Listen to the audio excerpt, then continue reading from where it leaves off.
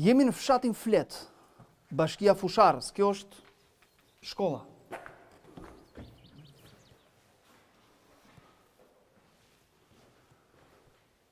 Shkolla e dikushme në fakt, sepse sot nuk është më e tillë. Fakti që ka qenë një shkollë e madhe është lehtësisht e dukshme, me 2 kate.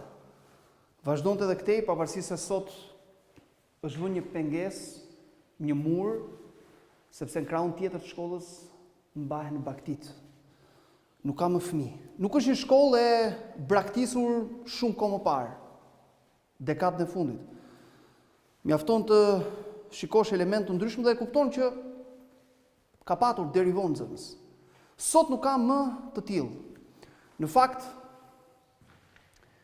i gjithë fshati Flet ka sot rreth 4 familje nga mbi 250 familje që ka patur dikur. Sigurisht nuk pres që familjet qëndronin këtu, sepse mungojnë kushtet. Problemet kanë qenë gjithmonë të mëdha.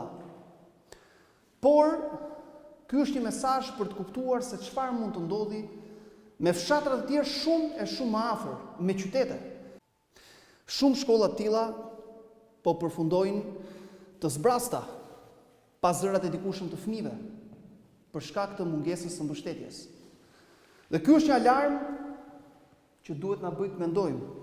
Eri përsëris, jo thjesht për fshatin Flet që ndodhet në Fusharës, por për shumë fshatra të tjerë, të cilët janë edhe në rrethinat e kryeqytetit, por që shkollat e tyre po mbeten gjithmonë e me më pak nxënës.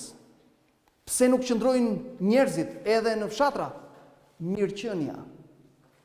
Nuk po hyj më shumë detaje sepse me fjalën mirëqenie përmbledhen të gjitha.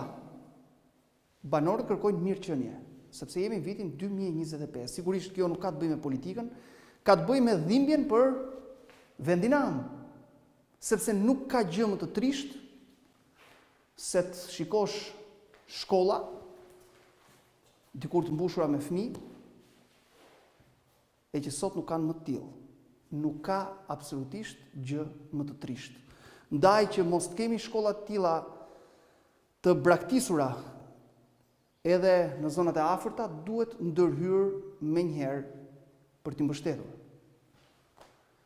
Ndryshe, do të mbetemi gjithmonë e më vetëm. Do të humbim pjesën më energjike tonën, rinin.